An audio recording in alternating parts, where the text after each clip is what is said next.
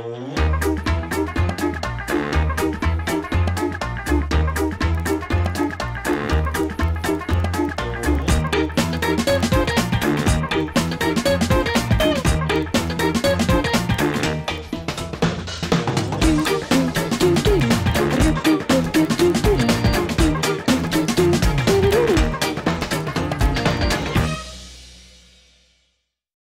うも、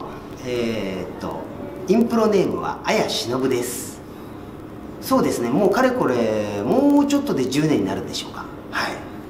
私の所属しているインプロモーティブっていう団体の6周年記念の、ライブコンサートを見に行って、そこでインプロ初めて見たんですけど、なんかすごくですね、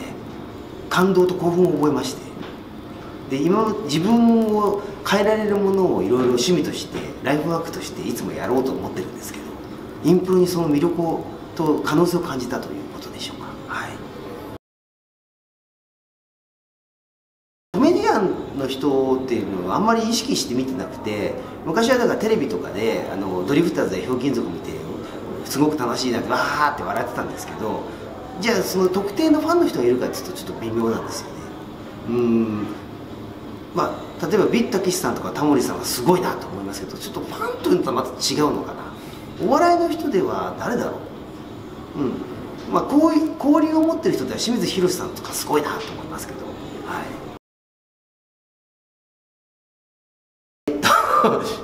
いぶっちゃけ言うとあれです。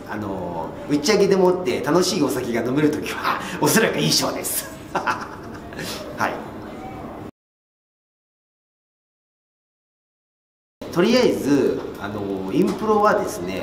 自分の中では私一つ言っときますね。私日中はサラリーマン、余暇は怪しい占い師で、ライフワークがインプロバイザーなんですけど、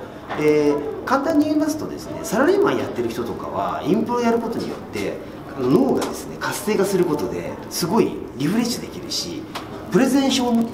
ョン能力とかコミュニケーション能力がねアップするんですよ。だからね、それは絶対にねおすすめですし、そう初めてやる人はね、とりあえず緊張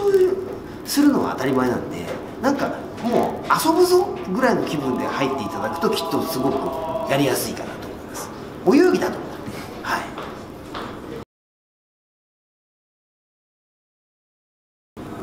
自分コメディをやっているのかどうかは分かんないんですけど、でインプロがもしコメディなのかどうかそれもよく分かってないんですけど、とりあえずなんだろう、人生の楽しい瞬間をみんなと共有するのがコメディかなと思ってます。